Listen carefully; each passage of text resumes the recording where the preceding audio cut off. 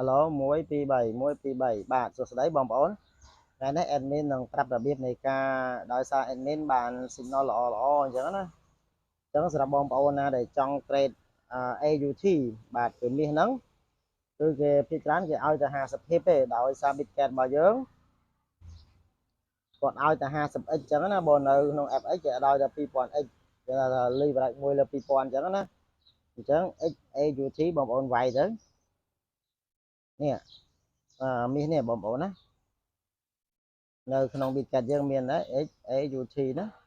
អញ្ចឹងនៅពេលដែលគេបោះ signal មកគឺច្រើនគេឲ្យយើងលេងបានតែ50 pip ឬក៏100 pip ទេអញ្ចឹងណា100ចុចអញ្ចឹងនៅពេលដែលបងប្អូនដាក់ leverage ក៏ត្រូវដាក់មួយកឹបហ្មងទៅបាទ50x បងប្អូនដាក់ទាំងអស់ហ្មងទៅហើយតាម margin ឲ្យរៀងធំទៅបងប្អូនហើយជាច្រើនលុយចាប់ពី100ឡើងទៅបាទលុយយើងទៅវាយលេងចាប់ពី100ឡើងទៅមិនដឹងចំណេញបើលុយ1រៀល2រៀលគឺចំណេញឧទាហរណ៍ថាគេឲ្យយើងចូលបាយតម្លៃនេះដោយសារ USD នឹងតម្លៃ USD ហើយនឹង USD វាខុសគ្នាតម្លៃខុសគ្នាហើយបងប្អូនដឹងហើយទៅ 50x អីបានហើយ50លេខអញ្ចឹងណាបងប្អូននេះដូចតម្លៃនៅក្នុង Forex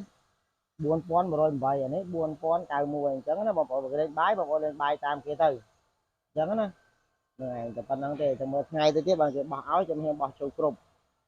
ហើយបងប្អូនដាក់ SL ខ្លួនឯងទៅអញ្ចឹងណានេះXAUT នេះ USD បាទ